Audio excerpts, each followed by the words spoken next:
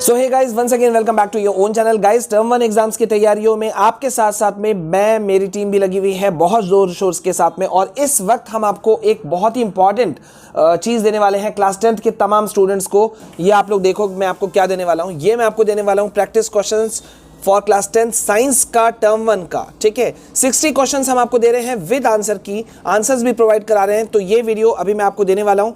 Video को ज़्यादा से ज़्यादा प्लीज़ शेयर जरूर कर देना यार, जितनों को बेनिफिट मिले उतना अच्छा। और आपका सपोर्ट हमें लगातार चाहिए, तो हमारे दोनों ऑफिशियल चैनल्स विशाल कुमार जायसवाल और फॉर स्टडीज़ को सब्सक्राइब करना बिल्कुल नहीं भूलिएगा। और चलिए अब कुछ क्वेश्चंस को देखते हैं। और इन वीडियोज़ के इस वीडियो का इस PDF का लिंक भी मैं आपको डिस्क्रिप्शन में दूंगा, इसे भी लीजिएगा। और साथ साथ में CBSE का जो ऑफिशियल जो OMR शीट है वो भी ब्लैंक OMR शीट में आपको लिंक दे रहा हूं, आप दोनों को डाउनलोड कर लीजिएगा और प्रैक्टिस करना सेम 1.5 घंटा में।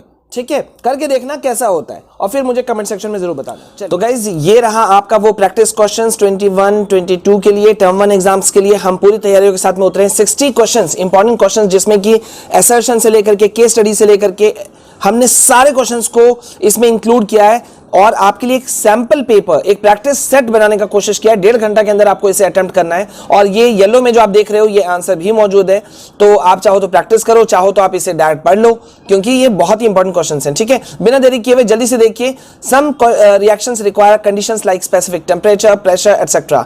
While writing chemical equations for such reactions, where are these conditions usually mentioned. तो आपको जैसे कि पता है कुछ रिएक्शंस में हम को कुछ खास कंडीशंस की जरूरत पड़ती है, जैसे कि स्पेसिफिक टेम्परेचर, प्रेशर वगैरह। तो केमिकल इक्वेशंस लिखते समय ऐसे रिएक्शंस को शो करने के लिए किसकी जरूरत पड़ती है? तो आंसर है यहां पे ए, अबव द एरो। ठीक है, एरो के ऊपर में लिखा जाता है। एंड आई होप कि आपको ये जानकारी बहुत अच्छे से है ही है। ठीक है, चलिए क्वेश्चन नंबर 2 की तरफ बढ़ते हैं। Given here is the equation of a chemical reaction, magnesium plus oxygen, magnesium oxide. ठीक है, अब आपको यहां पूछ रहा है which of the following can be said about the equation. इस इक्वेशन को देख करके क्या कहा जा सकता है? तो यहां पे आंसर बी है, only the reactants are written on the left side of the equation. कि जो रिएक्टेंट्स होते हैं सिर्फ उसी को लेफ्ट साइड इक्वेशन के लेफ्ट साइड में लिखा जाता है। अब गाइज यहां पे एक चीज ध्यान दो, मैंने आपको येलो में आंसर दे दिया ताकि आपको आंसर की नीचे नहीं देखना पड़े। वैसे मैं आपको डायरेक्ट नीचे करके दिखा देता हूं। सबसे नीचे में यहां मैंने आंसर की आपको प्रोवाइड कराया हुआ है।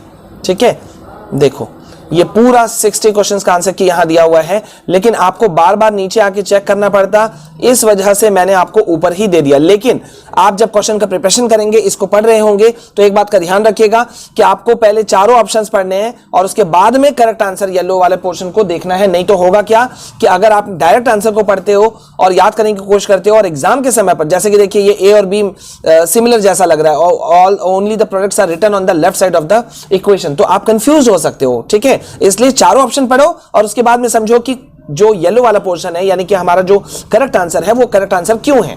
ठीक है, अब क्वेश्चन नंबर 3 की तरफ बढ़ते हैं। Listed here is the reactivity of certain metals. कुछ मेटल्स के रिएक्टिविटी को दर्शाया गया है। Which of the above metals are likely to be obtained in their pure states from the earth's crust. Pure state में, प्योर अवस्था में अर्थ के किस कौन सी चीज को, कौन से मेटल को पाया जाता है अर्थ के क्रस्ट से? ठीक है, so the answer is obviously gold and platinum. ठीक है, क्वेश्चन नंबर 4 में बढ़ते हैं। Chemical equations are balanced to reflect that. Answer is B, matter can not be created or destroyed during chemical reactions. ठीक है, अब आइए क्वेश्चन नंबर 5 की तरफ। एक रिएक्शन आपको दिया गया है और रिएक्शन में कहा जा रहा है कि न्यूट्रलाइजेशन रिएक्शन इनमें से कौन सा है? तो आप ध्यान से देखिए, आंसर है डी। ठीक है, question number 6, which of the following is true about a combination reaction? The number of reactants is always greater than the number of products. ये इसका करेक्ट आंसर है। ठीक है, बढ़ते हैं क्वेश्चन नंबर 7 की तरफ। A scientist is attempting to represent an ionic bond between calcium and chlorine. The figure shows the progress he has made so far. Okay, तो यहां पे आपको बोल रहा है कि इन फिगर्स को देखिए, समझिए और what should be the next step in his representation of the ionic bond. अगला स्टेप उसका क्या होगा आइकॉनिक बॉन्ड के रिप्रेजेंटेशन में? तो आंसर है सी, add another chlorine atom to accept an electron from the calcium atom. ठीक है, अब यहां पर आते हैं क्वेश्चन नंबर 8 की तरफ। In which of the following forms do electrovalent compounds conduct electricity. किस फॉर्म्स में इलेक्ट्रोवेलेंट कंपाउंड जो होते हैं वो इलेक्ट्रिसिटी को कंडक्ट करते हैं? तो answer is C, both in aqueous solution and in molten form. ठीक है, अब बढ़िए क्वेश्चन नंबर 9 की तरफ। Sodium comes after potassium in the reactivity series. जैसा कि आपको पता है रिएक्टिविटी सीरीज में सोडियम जो है वो पोटेशियम के बाद में आता है। सो सोडियम क्या होगा, कैसा होगा? सो ऑब्वियस सी बात है, आंसर है D, less reactive than potassium. Question number 10, which of the following are properties of acids? Acid के प्रॉपर्टीज कौन कौन से हैं? यहां पी क्यू आर आपको करके दिया गया। पी कहा गया है they are bitter in taste, Q है they react with metals to produce hydrogen gas, और आर है they are easily soluble in water. ठीक है, तो यहां पे सी है यानी कि क्यू और आर आपका जो है वो सही है। एसिड के प्रॉपर्टीज होते हैं कि वो रिएक्ट कर सकते हैं मेटल्स के साथ में हाइड्रोजन गैस को प्रोड्यूस करने के लिए और इजिली सॉल्युबल होते हैं वाटर में। ठीक है, so C is the correct answer. Okay, question number 11. Organism break down large food molecules to small molecules. How does this breakdown help the organisms? कैसे ये breakdown help करता है organisms को?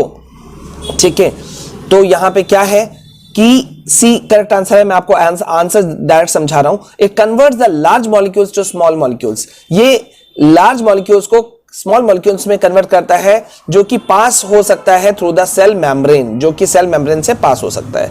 ठीक है, अब चलिए क्वेश्चन नंबर 12 की तरफ। The liver secretes bile needed to digest food in fats in our food. जैसे कि आपको पता है लीवर जो है वो बाइल को सक्रीट्स करता है। ठीक है, जो कि जरूरत पड़ती है जिसकी फूड को फैट्स को डाइजेस्ट करने में, जो हमारे फूड में होता है। The pancreas secretes several enzymes needed to break down food. तो पेनक्रियास जो होते हैं वो सक्रीट करते हैं बहुत सारे एंजाइम्स को जिसकी जरूरत पड़ती है फूड्स को ब्रेक डाउन करने के लिए। ठीक है, तो आंसर आपको क्वेश्चन पूछ रहा है which of the following is true of the food that we eat. तो हम अब इसमें से करेक्ट सेंटेंस क्या है? इट पासेस, फूड के बारे में यहां बोला जा रहा है, ध्यान दीजिए। तो ये it passes through neither through our liver not pancreas. ठीक है, अब आते हैं क्वेश्चन नंबर 13 की तरफ, जो कि एक फिगर बेस्ड क्वेश्चन है जो आप अपने स्क्रीन पे अभी आप देख रहे हो। विच of the following occurs during oxygen shortage in muscle cells? Muscle cells में जब ऑक्सीजन शॉर्टेज होता है तो क्या चीज अकर होता है? ठीक है, तो यहां पे है बी ओनली वाई, सिर्फ वाई अकर होता है। ठीक है, ओके, चलिए अब बढ़ते हैं क्वेश्चन नंबर 14 की तरफ। विच of the following plays the important role of creating a suction force which pulls water upwards from the root of a tree to its leaf? ठीक है, कौन सा चीज इंपॉर्टेंट रोल प्ले करता है of creating a suction force? एक suction force create करने में, जिसके वजह से, जिस सक्शन फोर्स की वजह से वाटर खींचता है ऊपर की तरफ from the roots of a tree to its leave, पेड़ के जड़ों से उसके पत्तियों तक किस चीज के फोर्स की वजह से जा सकता है? तो ये प्रोसेस होता है ट्रांसपिरेशन का। So C is the correct answer. Again question number 15 एक फिगर बेस्ड क्वेश्चन है। Observe the image of a single nephron. ठीक है, और फिर यहां आपको कुछ क्वेश्चन पूछा। चलिए आगे बढ़ते हैं, आप इसको देख लीजिएगा। Question number 16, during transpiration water is lost in the form of water vapour through. Transpiration के समय पर, प्रोसेस के समय पर वाटर जो है वो लॉस्ट होता है in the form of water vapour के रूप में, किस के थ्रू? स्टोमेटा के थ्रू। ठीक है, so C is the correct answer. अब बढ़ते हैं question number 17, which of the following characteristics of a spherical mirror is given by the ratio of the size of the image to the size of the object? ठीक है, कौन सा characteristic एक spherical mirror का होता है given by the ratio of the size of the image to the size of the object? तो ये कौन सा कैरेक्टरिस्टिक है? ये मैग्निफिकेशन का कैरेक्टरिस्टिक है। ठीक है, बढ़ते हैं क्वेश्चन नंबर 18, जो कि एक डायग्राम बेस्ड क्वेश्चन है। ठीक है, ओके, यहां पे आप देख लो इसको, क्वेश्चन को चलिए एक बार पढ़ लेते हैं। A light ray is incident on a convex mirror. Light ray जो होता है वो इंसिडेंट होता है कॉन्वेक्स मिरर पर। ठीक है, और यहां पे आपको दिया हुआ है, और यहां आप देख रहे हो, जस्ट अ सेकेंड। ठीक है, ये आपको दिया हुआ है कॉन्वेक्स मिरर हो गया, ये प्रिंसिपल, ये एक्सिस है। ठीक है, यहां इसके पॉइंट्स बताए हुए हैं और यहां आपको पूछ रहा है through which point will the रे travel after reflecting of the mirror? किस पॉइंट से जो रे है वो ट्रेवल करेगा मिरर से रिफ्लेक्ट होने के बाद में? So answer is C, X से। ठीक है, चलिए अब बढ़ते हैं क्वेश्चन नंबर 19 की तरफ। As a ray of light entered medium P from medium Q, its velocity increased. ठीक है, इसका वेलोसिटी इंक्रीज हो जाता है, ये हम सभी समझ सकते हैं। What can be said about the refractive index of medium P as compare to that of the medium Q? तो क्या कहा जा सकता है? तो यहां पे आंसर है ए, इट इज लोअर। ठीक है, यानी कि ए इज द करेक्ट आंसर। तो गाइज यहाँ पे मैंने आपको करीब 19 क्वेश्चन समझाए हैं, लेकिन वीडियो बहुत लंबा हो जाएगा जिसकी जरूरत मुझे नहीं लगती है। तो मैं चाहता हूं कि इन 60 क्वेश्चंस को आप लोग खुद से फेस करो, देखो और समझो, और ये बहुत इंपॉर्टेंट है। So please don't miss it out, किसी हालत में आप लोग इसे मिस नहीं करना। यहां मैंने आपको केस बेस्ड स्टडीज भी दिए हैं, क्वेश्चंस असर्शन रीजन वाला भी क्वेश्चन पुट किया है। तो आपको इसे देखना है, इसे सॉल्व करना है, ठीक है, और फिर उसे समझ बूझ के आपको अपना जो ओएमआर शीट हम आपको प्रोवाइड करा रहे हैं उसके अंदर में आपको डालना है, ठीक है। और जैसा मैंने कहा था, आपको आंसर सामने तो दिख ही रहा है, लेकिन अगर आप चाहें तो आंसर की यहां एट द एंड मैंने आपको दिया हुआ है। सो गो फॉर दैट, इसको आप लोग जरूर ले लीजिएगा।